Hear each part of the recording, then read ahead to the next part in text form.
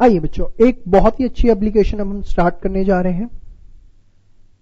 ये application basically आपकी related है रेवेन्यू से।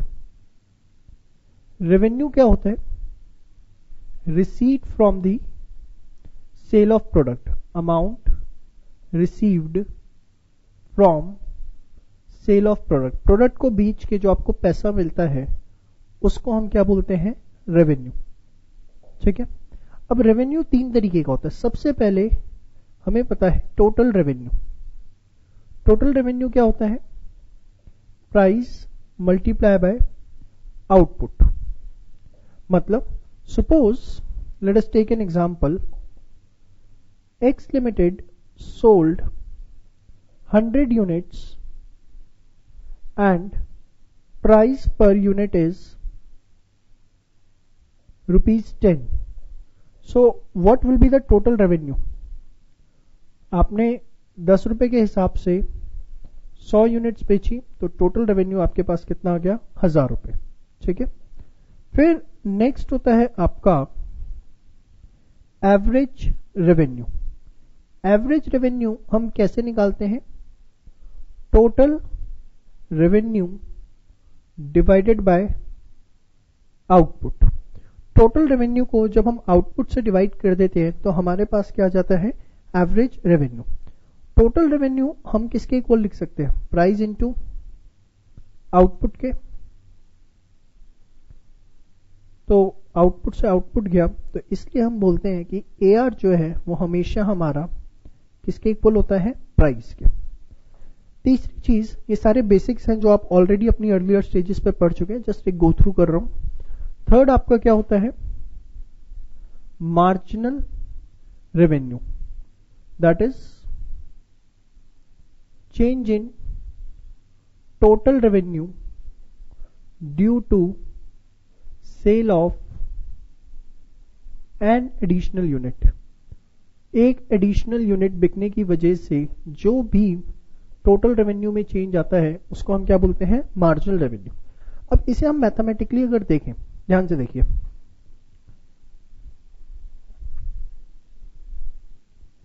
सपोज मैंने आपको एक क्वेश्चन दिया, price of output is price of good is ₹3 per unit. Price of a good जो है वो 3 रुपए पर यूनिट है। ठीक है। मैंने आपको बोला TR फंक्शन क्या होगा? टोटल रेवेन्यू फंक्शन बनाइए इससे। ध्यान से देखिए, छोटे छोटे एग्जांपल से मैं आपके बेसिक्स पहले डेवलप कर दूं इसमें। तो अगर मैं आउटपुट को X मान लूं तो टोटल रेवेन्यू क्या होता है? प्राइस इंटू में आउटपुट। प्राइस आपका कितना है? 3 रुपए, आउटपुट X। तो टोटल रेवेन्यू फंक्शन मेरा क्या बन गया यहां पर? 3x। बात समझ में आ गई आपको? अगर मैं आपसे इसी में बोलूं कि एवरेज रेवेन्यू फंक्शन क्या होगा? एवरेज रेवेन्यू क्या होता है? Total revenue by output. तो 3x बाय x, तो 3 आ गया। और मैंने आपको बताया था AR जो है वो हमेशा प्राइस के इक्वल होता है। मार्जिनल रेवेन्यू की जब आप बात करते हैं तो मार्जिनल रेवेन्यू कैसे निकला? एकदम मार्जिनल कॉस्ट की तरह। अगर आप D/dx निकाल दें टोटल रेवेन्यू का तो वो आपका किसके इक्वल होगा? मार्जिनल रेवेन्यू के। ठीक है जी। मतलब इसी क्वेश्चन में अगर मैं D/dx निकाल दूं 3x का, which comes out to be 3, तो this is nothing but the marginal revenue. Marginal revenue यहां पर आपका कितना आ जाएगा? 3। इसके बाद 3 डेफिनेशन क्लियर है। TR कैसे निकलेगा? AR और MR। अगर हम MR को इंटीग्रेट कर देते हैं, MR को हम क्या कर देते हैं? इंटीग्रेट कर देते हैं, तो उससे जो हमारा फंक्शन बनता है that is the total revenue function. But इसमें आप याद रखना मैंने +C नहीं लिखा है क्योंकि यहां पर कुछ ऐसा कॉन्सेप्ट नहीं होता। आपने सुना है वेरिएबल रेवेन्यू और fixed revenue. In cost we have total variable cost and total fixed cost. तो हमने वहां लिखा था कि MC का integration is TVC + C and C was representing the TFC। But यहां पर ऐसा कोई कॉन्सेप्ट नहीं होता है, तो ये बात आपको इसमें ध्यान रखनी है। चलिए, अब मेरे पास एक छोटा सा बड़ा अच्छा क्वेश्चन मुझे दिख रहा है, मैं आपको ये करवा दूं। पहले आप इसे फटाफट नोट करिए।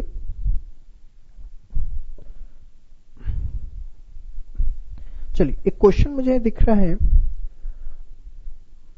Rx is 20x minus x square by 2. There is a question, examination question, 20x minus x square by 2 is Rx, and the question is find average revenue, find marginal revenue, find marginal revenue when x is equals to 5, find marginal revenue when x is equals to 5, and the fourth point is actual revenue from the sale of 6th unit. From the sale of 6th unit आपके पास actual revenue कितना है, ये चीजें आपको दिख रही है। तो आइए अब देखते हैं कैसे क्या होगा। जब Rx आपके पास लिखा हुआ है, Rx का मतलब क्या है? सबसे पहले Rx का मतलब है total revenue which is 20x minus x square by 2. Now first thing that I have to calculate is average revenue, that is total revenue by output. Total revenue by output. Total revenue क्या है? 20x minus x square by 2. Output is x. So 20x by x minus x square by 2x. x से x गया, ये गया, तो 20 minus x by 2, ये आपका क्या आ गया यहाँ पर? Average revenue. ठीक है जी। इसके बाद the second part is what? Find the marginal revenue. Marginal revenue हमें निकालना है, ध्यान से देखिए। See the marginal revenue is d by dx of total revenue that comes out to be marginal revenue. So MR is d by dx, and here the total revenue is 20x minus x square by 2. 20x is 1, 2x by 2. So 20 minus x, this comes out to be marginal revenue. ठीक है जी। इसके बाद जब हम आगे बात करें, third हमारा क्या आता है? Find MR when x is equals to 5. MR बताओ जब x 5 है। Quite simple, you have to calculate MR when x is equals to 5.